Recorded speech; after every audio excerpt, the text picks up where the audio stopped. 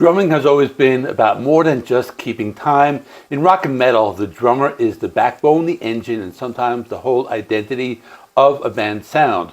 Over the decades, drumming has evolved from powerful blues-based grooves to blistering technical and even experimental extremes.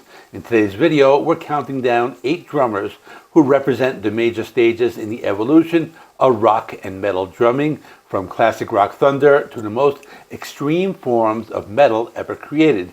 These drummers didn't just play, they transformed the genre. So let's dive into the evolution of drumming in rock and metal. We start with a drummer who set a new standard for what rock drumming could be, John Bonham of Led Zeppelin. Before metal fully emerged, Bonham was already pushing the boundaries of heaviness. His sound was big, deep, and unmistakably powerful. Bonham blended brute strength with masterful groove. His kicks were thunderous, his snare hits were explosive, and his sense of feel could swing or slam depending on the song. Listen to When the Levee Breaks, and you hear a drum sound so iconic it has been sampled thousands of times. Listen to Good Times, Bad Times, and you're greeted with a double bass-like footwork that was unheard of in rock at the time. Bonham showed that rock drumming could be emotional, dynamic, and larger than life. He wasn't just keeping rhythm, he was creating atmospheres, shaping the entire sound, and influencing every drummer who came after him. He is the ultimate starting point for the evolution of heavy drumming.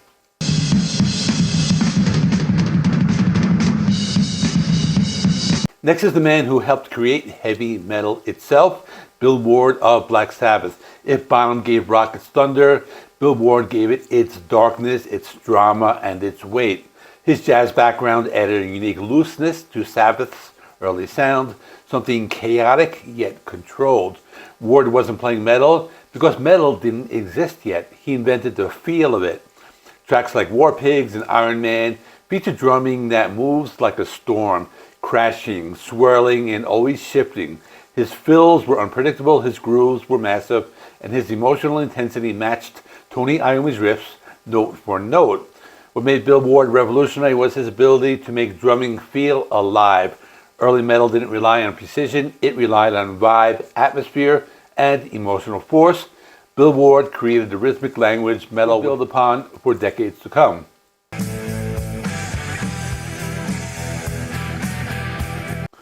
From chaos and thunder, we shift to a drummer who proved that simplicity can be heavier than complexity. Phil Rudd of AC/DC remains one of the most influential groove drummers in rock and metal. Rudd's playing was tight, controlled, and laser-focused on serving the song. No flashy fills, no showboating, just pure, immovable groove. His money beats on tracks like Back in Black, Highway to Hell, and Thunderstruck shaped what hard rock feels like.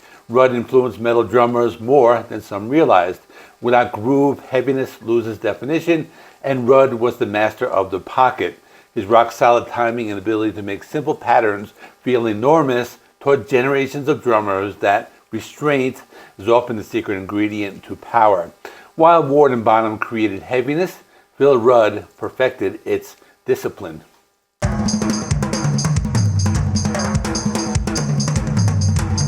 As rock grew more ambitious, drumming grew more complex. Enter Neil Peart, the man who turned rock drumming into a form of architecture. When Peart joined Rush, he brought a new level of precision, technicality, and creativity to the instrument. His parts were meticulously crafted, filled with polyrhythms, odd-time signatures, and drum patterns that told their own stories. Songs like Tom Sawyer, YYZ, and La Via Strangiato became drum textbooks for aspiring players. Peart expanded kits, experimented with percussion from around the world, and approached drumming with a scholarly mindset. He showed that drumming could be intellectual without sacrificing emotion. He pushed progressive rock into new realms and set the stage for metal drummers who would push complexity even further. Neil Peart made drumming a craft and an art form.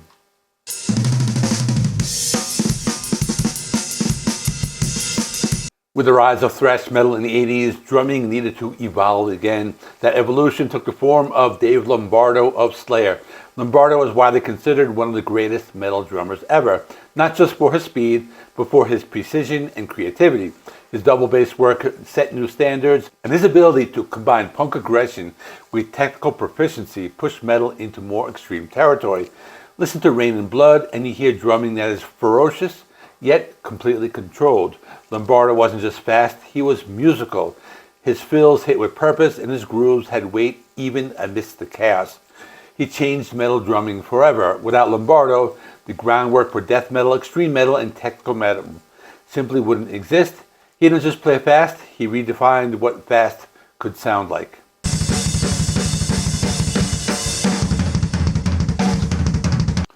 As metal grew heavier and more complex, another evolution appeared. Rhythm inspired not by speed, but by culture. Igor Cavalera of Sepultura brought tribal drumming into metal, adding layers of groove and heritage that reshaped the genre.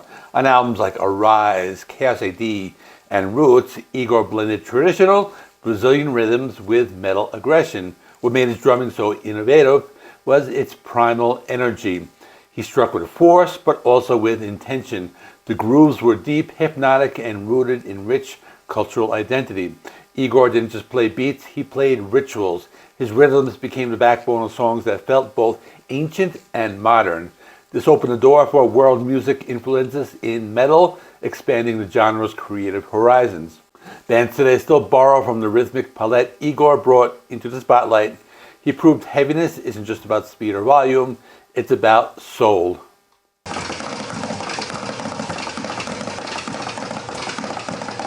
Now we reached the moment where metal drumming becomes something superhuman. Peart Commando Sandoval, best known for his work with Morbid Angel and Terrorizer, was the drummer who revolutionized extreme metal. Sandoval took Lombardo's speed and intensity and pushed it into the stratosphere. His blast beats were faster, his double kick work was more relentless, and his stamina unmatched. He became known as the father of the blast beat, and his playing on Altars of Madness remains a landmark in death metal history. What set Sandoval apart was his precision at extreme speeds. Where many early extreme metal drummers sounded chaotic, Sandoval sounded locked in, tight, controlled, and terrifyingly fast. He pushed the physical limits of drumming and laid the foundation for modern death, black grind, and technical metal drumming. Without Sandoval, the upper extremes of metal simply wouldn't sound the same.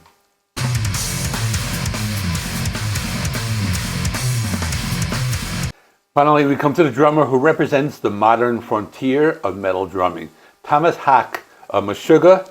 Haake didn't chase speed, he chased rhythmic innovation. His style is built on polyrhythms, off-kilter grooves, and type signatures that don't feel humanly possible.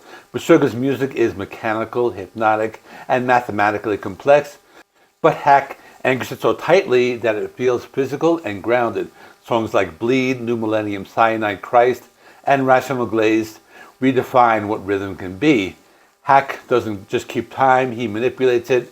He made drumming futuristic, influencing djent, prog metal, math metal, and virtually every modern heavy metal subgenre.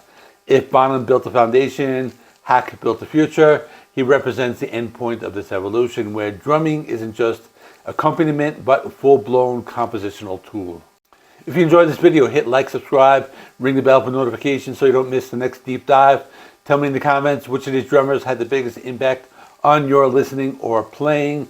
Give me some more drummers if you want me to make another part to this. And thanks for watching. See you in the next one.